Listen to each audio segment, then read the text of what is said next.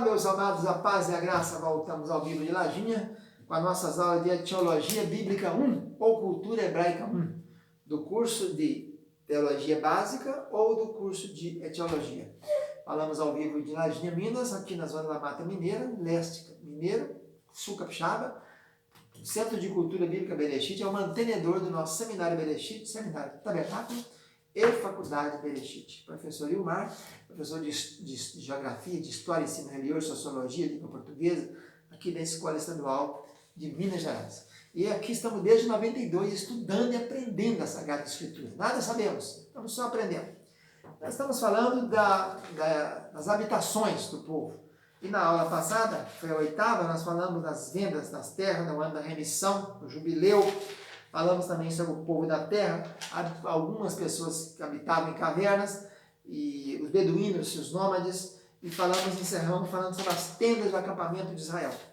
Nessa aula de hoje, pretendemos falar sobre as casas, como construíam casas de tijolo e de pedra, o templo de Salomão, a construção das casas, como é que se fazia os fundamentos, né, as partes das construções, os quartos e os cômodos e a iluminação. Vamos lá, vamos ver se falamos isso aqui. Vamos começar então pela construção de casa de tijolo. A palavra tijolo, a primeira vez que você encontra tijolo é lá na Torre de Babel, né? Que eles queimaram tijolos, o tijolo foi como pedra e o betume como cal. Mas não é a primeira ocorrência, não. A primeira ocorrência que você vai encontrar de tijolo aí, não, de pedra, né, que é a segunda. Tijolo é a primeira mesmo, Gênesis 11:3, Torre de Babel. E nós sabemos que eles tentaram fazer aquilo, Deus veio confundir a linguagem deles para que eles separassem e não fizessem aquela torre, né?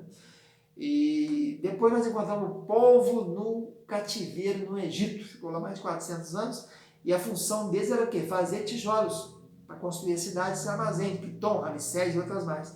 Êxodo capítulo 1, versículo 14 fala sobre isso. A servidão deles foi em barro e em tijolos. E quando Moisés chegou, começa a falar, deixa aí meu povo para celebrar uma festa no deserto. Faraó aperta e tira a palha deles. O tijolo era queimado na palha, né? E sabe que o tijolo, depois que põe na forma bonitinha, feito, você tem que pôr na calheira para queimar, para ele ficar duro. Senão ele fica muito flácido e vai quebrar facilmente. Faraó tirou os tijolos. Falou, o povo está ocioso, está querendo ir atrás de festa no deserto. E vai procurar agora então. Então o tijolo era feito com barro, mas queimado. E os tijolos eram feitos, então, para fazerem construções. Então, algumas casas tinham tijolos, mas geralmente o que mais tinha mesmo é pedra, né? Palestina, parte sul, então Judéia descendo, até chegar em Eilat, lá embaixo, na divisa, é muita pedra. E também aparece uma ocorrência de tijolo gravado, cidade de Jerusalém, lá nos profetas. Falando de pedras agora, a palavra pedra é eben no hebraico, né? No grego petros, e cefas quer dizer pedrinha, fragmento de pedra, né? Nome, no caso de Pedro, né? E a palavra ocorre muitas vezes, a primeira ocorrência de pedra é lá em Gênesis 2:12, no jardim do Éden, falando sobre pedra de ônix, né? Sobre onde tinha o lugar onde passavam os rios, que compunham os 4 braços que compunham os rios que passavam ali, Pison, Gion, o Tigre e o Eufrates, né? Então, as pedras foram as principais, foi a principal instrumento para a construção do templo de Salomão. A gente não vê muito falar de casa construída de pedra, mas a casa principal que Salomão gastou 7 anos, depois gastou 13 para fazer os palácios dele, eram pedras. Primeiras Reis fala pedra grande, pedra preciosa, pedra lavrada, para a fundação, pedra finíssima. Primeira Reis 6:7, pedras preparadas, cortadas sem martelo e sem instrumento de ferro nem machado. Elas vinham todas prontinhas, só encaixavam. Não se ouviu uma martelada na construção do templo de Salomão. 7 anos, hein? E tinha 3 ordens de pedra lavradas, né? E eram cortadas à medida, serradas a serra para dentro e por fora, do fundamento até o teto. Está lá em 1 Reis 7. Pedras, tinha pedra de 10 côvados, quer dizer, 4,50 m, um côvado mais ou menos, estação daqui, até na ponta do dedo aqui, 45 centímetros em média. Tinha pedra de 10 côvados, tinha pedra de 8 côvados. Que 8, então já dá 3 metros e pouco. Na experiência de Jacó, naquela pedra lá que ele usou como travesseiro em Betel, né, em Gênesis 28:11. Você vai depois também falar sobre... então a principal construção de pedra foi o templo de Salomão. né? E com certeza também os muros de Jerusalém em volta eram feitos de pedras. Né? Construção de casas, outro item agora. A palavra casa no hebraico bait, né? Daí vem um montão de palavras compostas, tem bait, Betlehem, Bet-saida, Bet-fagé, muitas Bet aí que são casas. Né? Betlehem, casa do pão, Betiel, casa de Deus, Bet-saida, casa do príncipe, e vai para Bet-fagé, casa dos figos. Então tem muita palavra com bait, né? Essa palavra bait aparece 1704 vezes no Velho Testamento, em 19 livros. Então, muitas casas são mencionadas, por exemplo, em Sodoma, mas geralmente quando se fala de casa, é mais em cidades. Você tem a casa de Raabe, que ficava no muro, porque está na cidade de Jericó. Você tem a casa, por exemplo, de Ló, na cidade de Sodoma. Quando fala fora de casa, na área rural, é tenda. Não tem casa no meio da roça nem no deserto. As casas, geralmente, como casa, como a gente entende casa, é só nas cidades. A fundação da casa na rocha, Mateus 7:24 fala sobre isso, né? E Lucas dá o detalhe da construção da casa, né? Ele fala que é cavado, Lucas 6 fala isso, um camarada cavou, abriu o buraco e fez alicerce. E aí fazia a casa. A casa na rocha pode soprar o vento, pode vir chuva, pode vir rio, que ela vai continuar firme, né? A fundação é essa aí. O piso era de terra batida, né? Por isso que varrei a casa lá em Lucas 15:8, na parábola da arca perdida. Ela varre a casa, porque era piso batido. O chão do tabernáculo também era batido, né? Parede da casa, que fala Cantares capítulo 2:9, grades na casa. Havia o telhado naquela parte superior, que era feito assim de madeiras entrelaçadas, com aqueles galhos de árvores, com folhas secas, não é isso? E a palavra telhado aí no grego é doma, aparece no grego 7 vezes no Novo Testamento, falando daquele caso que eles tiraram o telhado para descer o paralítico, né? Em Lucas 5:19. E fala também da Atos 10 também menciona, quando ele estava lá, então, não pode confundir telhado com terraço. Terraço já é outra coisa. Terraço já pode andar pessoas em cima, casa de rico é terraço, casa do pobre é telhado.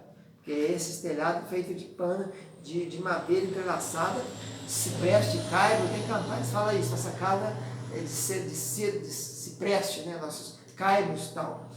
Terraço já é outra palavra e já é outra coisa. Então, falando de telhado, o paralítico então desceu ali, né, desceu naquela casa, então você verifica que ali para suportar, aqui tinha uma escada lateral que eles mexeram ali, tiraram e desceram o paralítico. Aparece então em Mateus, em Marcos, em Lucas, em Atos também falando sobre isso. Muito bem, agora falando de janelas, né? Casa de rico tem muita janela, casa de pobre nem janela nenhuma tinha. Se tivesse era uma só, mas geralmente não tinha nenhuma. Só ricos tinham essas casas aí, né? Essas janelas. E a primeira ocorrência fala da janela do céu, lá no dilúvio, né? A janela da arca, na Gênesis capítulo 6, tinha uma janela lá em cima, feita de um côvado, né? Onde soltaram as pombas, soltou o couro, etc. A famosa janela lá do Eude, caiu da janela, na cidade de Troade, né? Atos capítulo 20, versículo 9, é o grego turis, aparece duas vezes só. Em 2 Coríntios, quando Paulo fala que quando estava lá em Damasco, depois da conversão dele, na rua direita, na casa então do irmão lá que morava lá, e Ananias foi lá na casa onde ele estava na rua direita para orar por ele, e Paulo desceu num cesto grande, governava a cidade o rei governador Aretas, ele menciona isso em 2 Coríntios 11. Então usaram a janela para descer Paulo por ali. E a janela da cidade de Troade, onde no cenáculo a luz começou a ofuscar, o Eudes teve um sono e caiu morto, foi ressuscitado. Então, é isso aí, falando de janelas, né? Agora, as casas dos ricos tinham parapeito, e era obrigatório fazer. Deuteronômio 22 mandava construir parapeito, que era um muro baixo em borda do telhado, que é a palavra ma'aké, só aparece uma vez aqui no texto hebraico. É chamado também de eirado, né? Sobre a parte superior da casa. Então, nós encontramos esses casos lá. Judas em Damasco, Simão o curtidor, que estava no eirado, Cornélio, estava orando, era um lugar também de oração, né? E Maria, mãe de João, Lídia, Tito Justo, isso aí citando então de de casas, né? Jason, casa de Filipe, casa de Tiago, Áquila e Priscila tinha casa, casa de César, casa de Ninfa, na igreja de Laodiceia, casa de Onesífero, casa mesmo, construção, nós estamos falando aqui. Casa de Carpo, Paulo mandou trazer os pergaminhos, o livro que ele deixou, ela entrou na casa de Carpo.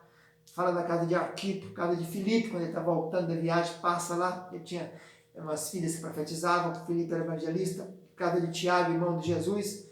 Casa de Judas de Damasco, onde o Ananias foi lá orar para Paulo, Atos 9. Casa de Simão, curtidor, de Pedro estava hospedado quando recebeu o pessoal do Cornélio. Né? Casa de Cornélio, lá em Atos 10.